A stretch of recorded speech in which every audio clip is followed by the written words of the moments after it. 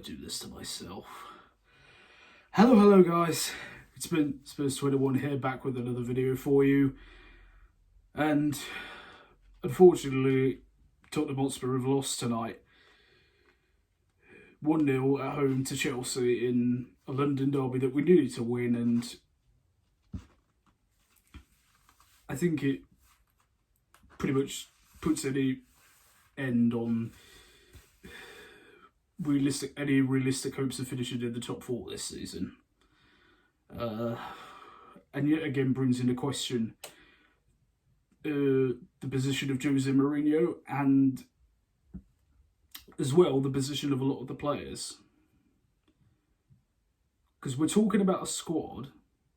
This is the same team, the same Spurs, the same players, the same Jose Mourinho, who were leading the Premier League 2 months ago, who had the most wins, fewest number of losses, most goals scored, fewest goals conceded, and was sitting top of the Premier League 2 months ago.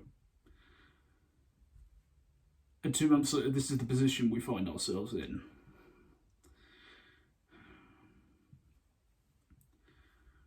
So anyway, I'll try and I'll get onto the game as best I can. The team selection was a lot better than the Brighton game was. Hugo Lloris in front of a back 4. Sergio Aurier came back into the side of having been left out of the squad on Sunday. Eric Dyer and Toby Alderweireld and Ben Davies complete the back line. We went to a conventional middle 3 of Sissoko and Ndombele and Højbjerg. And Vinicius got his start against alongside Sonny and Steven Bergwijn. Although yet again, as the game started, I emphasised it in the Brighton review that there was nothing there, but it just felt like that again. Just new energy. It was just like they just looked like zombies out there, just bumbling through the game like it meant nothing. Chelsea were first to every second ball. You know, they were the only team creating chances. They looked threatening.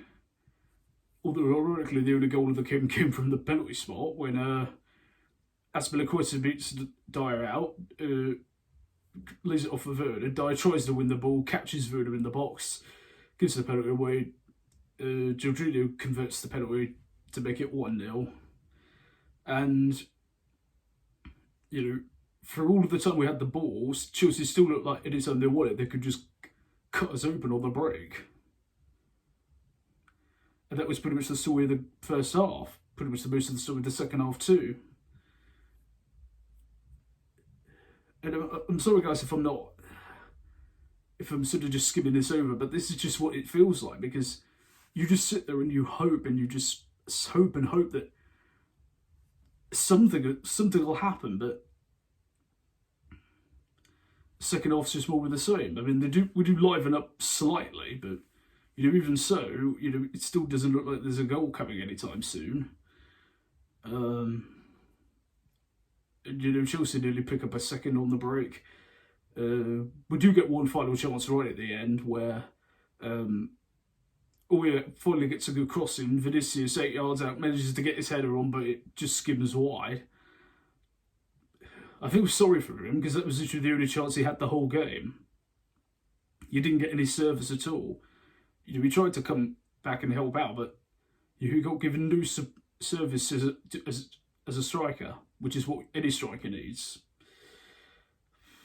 Son was completely isolated and had contributed nothing again. Same with Bergwijn. Just the lack of ideas up front.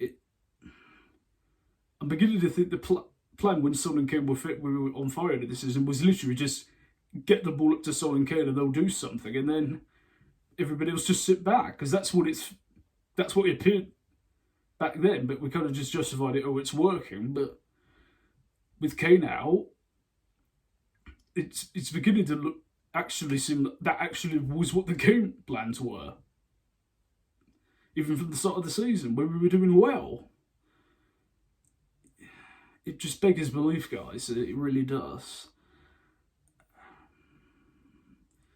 And of course, we can't rest and relax too long because obviously we've got another game on Sunday against West Brom, and then maybe more importantly, midweek we play Everton in the FA Cup, which, you know, the cups are looking like our only source of hope of any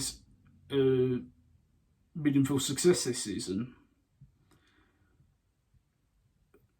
I don't know. There's a lot to ponder right now. And as I said, you know, from 2 months ago, how on earth could it change so quickly? I mean, people obviously point to Kane being injured, and obviously a player like Harry Kane is irreplaceable. But even so,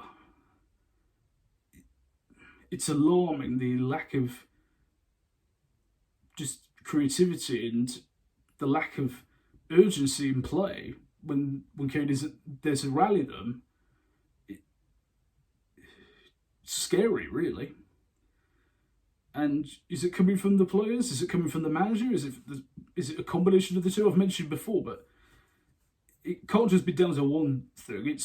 It must be an accumulation, because it's. I really don't know what to say, guys. Do you think it's time to? I mean, I know people would argue there's no point changing the manager because, you know, we can't sign anyone, obviously. But do we do it just to boost morale? Do we just do it, you know, for the sake of the players, for the sake of the fans, for the rest of the season? I honestly don't know what we do when we go from here. Well, I know where we go. The next game's obviously Sunday, but in terms of looking ahead, I very, very conflicted right now. So, you know, something needs to change one way or the other, because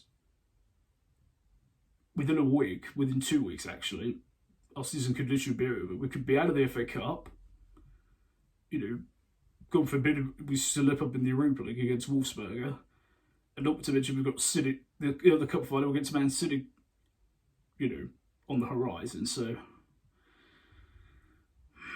I don't know, guys. What did you make of the game? What do you make of what's going on? Do you think it's time to change something? Leave all your thoughts as ever down in the comment section below. Thank you as ever, guys, for your incredible support. And if you're new to the channel, hello, and be sure to click that subscribe button. Thank you for watching, guys. I've been Spurs21. I'll see you soon. And as always, come on, you Spurs.